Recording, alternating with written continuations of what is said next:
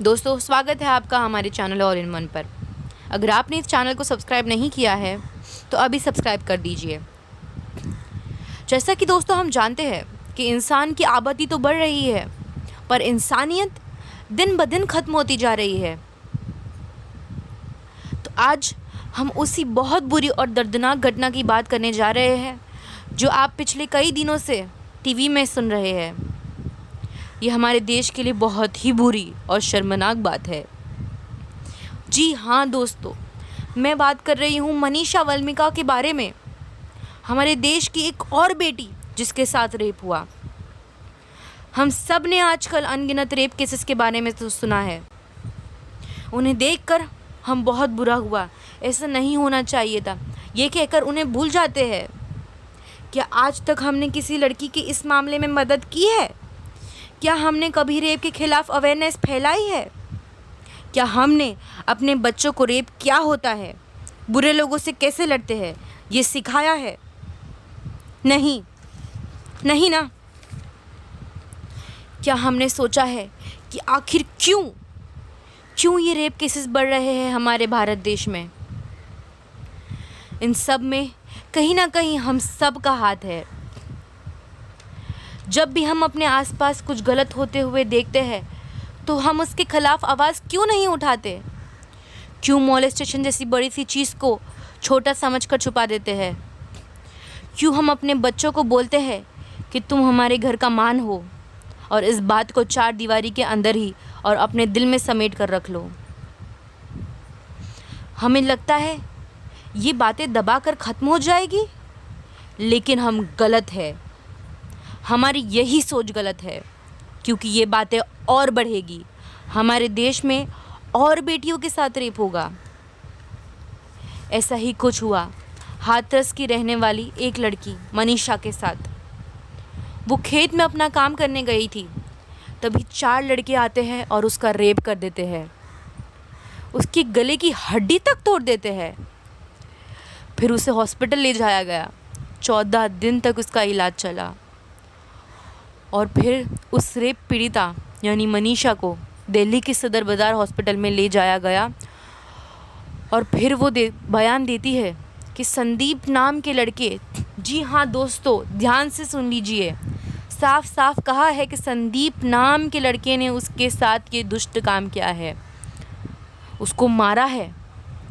और इतना कहते कहते वो पीड़िता अपना दम तोड़ देती है। आप लोगों को निर्भया केस तो याद ही होगा।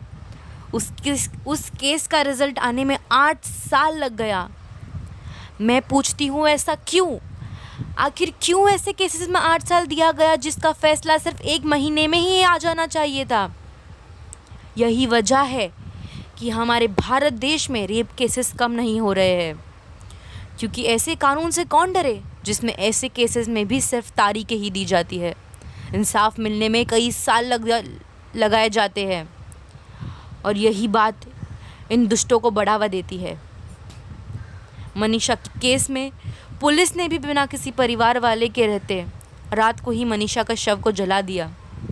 क्या ये सही हुआ? जी नहीं। परिवार वालों को अपनी बच्ची का शव भी देखने नहीं दिया गया। ऐसा कहाँ का संविधान है? उन्होंने मनीषा की जीभ भी काट दी ताकि वो बोल ना पाए। हैवानियत की हद देख रहे हो आप? मतलब इतनी दर्दनाक मौत।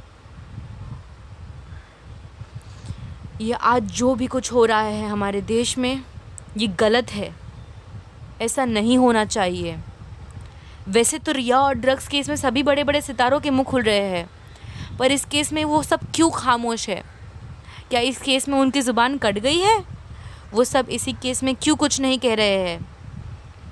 दोस्तों, पिछले काफ़ी दिनों से ये सब रेप केसेस बढ़ते जा रहे हैं। क्या हमारी गवर्नमेंट कुछ नहीं कर रही? कहने को तो दिल्ली हमारे देश का कैपिटल है, पर सबसे ज़्यादा क्राइम और रेप वहीं होते हैं। सऊदी अरब में रेपिस्ट का सर काट दिया जाता है। नॉर्थ कोरिया में रेपिस्ट को गोली से उड़ा दिया जाता है। तो हमारे देश में ऐसा कानून क्यों नहीं? हमारे देश में हर 15 मिनट एक रेप केस होता है। अब बस दोस्तों, हमें ये रोकना पड़ेगा। इसीलिए मेरी आप सभी से गुजारिश है कि आप सभी लोग जैसे निर्भया केस में एक साथ आए थे, उसी तरह इस केस में भी आगे आए और जस्टिस फॉर मनीषा ये ट्वीट कीजिए, क्योंकि मर गई इंसानियत मगर इंसान ज़िंदा है, जिस्म को नोच खाने वाले वो शैतान ज़िंदा है। रोज़ एक द्रौपदी की लूटती है आबरू, आज भी कहीं ना कहीं वो दुशासन ज़िंदा है। और हमें अपने आप से एक वादा ज़रूर करना होगा कि हम जब भी कहीं गलत होते हुए देखें तो उसका विरोध ज़रूर करेंगे। तो इसी के साथ मैं आज का ये वीडियो ख़त्म करना चाहूँगी और प्लीज़ जस्टिस फॉर मनीषा लिख कर सोशल मीडिया पे पोस्ट कीजिए और जल्द से जल्द इन्हें सज़ा दिलाने में दबाव डालें और रेप के ख़िलाफ़ अपने बच्चों में अवेयरनेस लाएं। नहीं तो हमारे देश की और भी बेटियां इस तरह की घटनाओं का शिकार होती जाएगी। जय हिंद, जय भारत।